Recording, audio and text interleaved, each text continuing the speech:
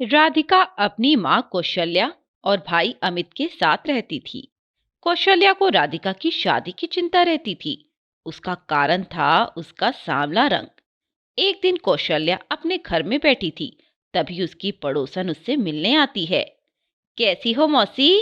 ठीक हो बेटी। तू अपनी ससुराल से कब आई? बस मौसी, कल ही आई थी। आज सोचा राधिका से मिल लूं। कहाँ है वो? अभी बाजार गई है, आती होगी। बैठ, मैं तेरे लिए चाय बनाती हूँ। नहीं नहीं मौसी, आप बैठो। क्या बात है, बहुत परेशान दिख रही हो? बेटी, तू तो जानती है, राधिका को कोई भी लड़का इसके सांवले रंग के कारण पसंद ही नहीं करता। मौसी, आप चिंता मत करो। एक दिन राधिका की शादी बहुत अच्छे से हो जाएगी। मैं तो आपसे अमित के लिए बात करने आई थी। मेरे ससुराल में एक लड़की है, बहुत सुंदर और पढ़ी लिखी। आप कहें तो शादी की बात करूं? हाँ बेटी, तू बात कर ले। वैसे तो राधिका की शादी पहले करना चाहती थी, लेकिन अब अमित के लिए रिश्ता आ रहा है तो वही सही। कंचन अगले दिन अपने ससुराल जाकर बात करती है। कुछ ही दिनों में अमित और संजना की शादी हो जाती है। संजना के आने से पूरे घर में खुशी का माहौल बन जाता है। कुछ दिन बाद संजना अपने घर जाने लगी तो उसने अमित से कहा, आपसे एक बात कहूं? जब आप मुझे लेने आए तो राधिका को साथ मत लाना। तुम ऐसा क्यों कह रही हो? क्या बात है? नहीं, वो बात तो कुछ नहीं है, लेकिन मेरी सहेलियां राधिका को देखकर मेरा मजाक बनाने लगती हैं। लेकिन ये तो गलत है। गोरा और काला होना तो भगवान के हाथ में है। हम में से किसी को हक नहीं किसी का मजाक बनाने का। आप कोई भी बहाना बना देना, वरना मेरी सहेलियों के सामने मेरी बेइज्जती हो जाएगी। अमित बहाना बनाकर संजना के घर जाता है। वहां उसका बहुत स्वागत होता है। शाम तक दोनों वापस आ जाते हैं। इसी तरह कुछ दिन बीत जाते हैं। धीरे धीरे संजना का व्यवहार राधिका के प्रति बदल जाता है। भाभी, क्या बात है? आप मुझसे गुस्सा क्यों रहती हो? देखो राधिका, मैं एक पढ़ी लिखी लड़की हूँ और मेरी सोसाइटी में मेरी सहेलियों के बीच में तुम्हें लेकर मजाक बनता है। इसीलिए मैं तुमसे थोड़ा दूर रहना चाहती हूँ। लेकिन भाभी, हम तो एक ही परिवार का हिस्सा हैं। मेरा रंग सांवला है तो मैं क्या करूं? मैं तुम्हारे साथ नहीं रहना चाहती। मैं चाहती हूँ कि तुम्हारे ही जैसा कोई लड़का देखकर तुम्हारी शादी कर दे। मैं आज तुम्हारे भाई से बात करती हूँ।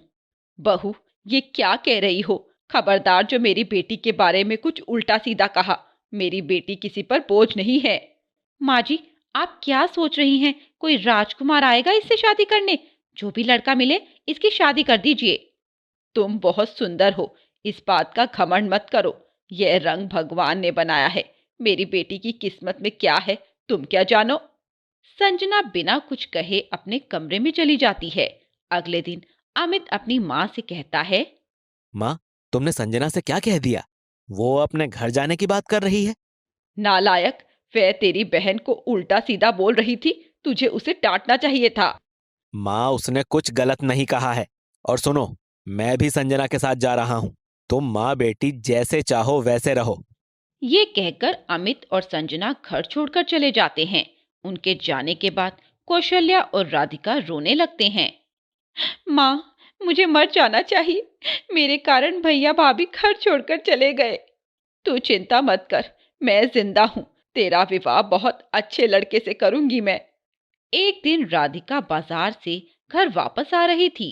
घर पहुंचकर उसने देखा एक बहुत सुंदर लड़का माँ से बात कर रहा था। आ गई मेरी बेटी। ये अमित के बॉस हैं। अमित से कुछ काम था, इसीलिए आए हैं। मैंने इन्हें बता दिया है कि अमित यहाँ नहीं रहता। माँ जी, अमित ने घर क्यों छोड़ दिया? कुछ नहीं बेटा, बस ऐसे ही। लेकिन आप दोनों की देखभाल कौन करता है? बेटा, मेरे पति की पेंशन आती है, उससे ही गुजारा चल जाता है।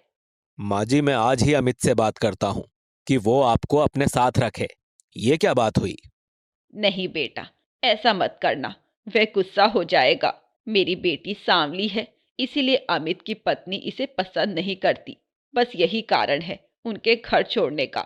लेकिन तुम्हें मेरी कसम, अमित को ये सब मत बताना। माँ जी, मैं आपकी बेटी से शादी करना चाहता हूँ। बेटा, ये तुम क्या कह रहे हो? हम पर तरस खाकर ही कह रहे हो ना? नहीं माँ जी, मैंने अमित की शादी में राधिका को देखा था। वो बहुत अच्छे से पूरी शादी का काम संभाल रही थी। मैंने तभी फैसला कर लिया था। मैं अनाथ हूं। क्या आप मुझे इस काबिल समझती हैं? बेटा वह तो ठीक है, लेकिन तुम इतने सुंदर हो, तुम्हें तो कोई भी लड़की मिल जाएगी। माँ जी, मैंने बहुत लड़कियां देखी हैं, लेकिन जो संस्कार राधिका में है वो किसी भी लड़की में नहीं देखे। आप अपनी बहू को ही देख लीजिए। वो सुंदर होने के साथ घमंडी भी है। कुछ ही दिनों में शेखर और राधिका का विवाह हो जाता है। अमित और संजना उस शादी में शामिल नहीं होते।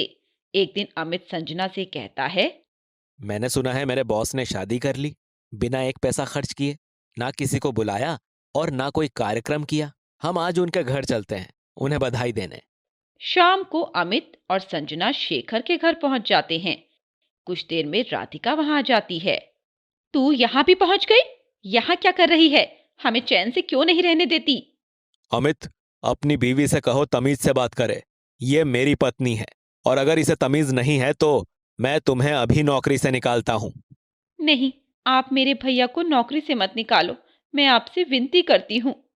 यह देखकर अमित और संजना दोनों रोने लगते हैं और शेखर और राधिका से माफी मांगते हैं। माँ से भी माफी मांग लो, अब वे मेरे साथ ही रहती हैं। तभी वहां कौशल्या आ जाती है। वह अमित और संजना को माफ कर देती है और उनके साथ रहने चली जाती है। मित्रों, आपको ये कहानी कैसी लगी हमें कमेंट बॉक्स में बताएं। साथ ही ऐसी नई नई कहानियों के लिए हमारे चैनल कथा अमृत को सब्सक्राइब करें।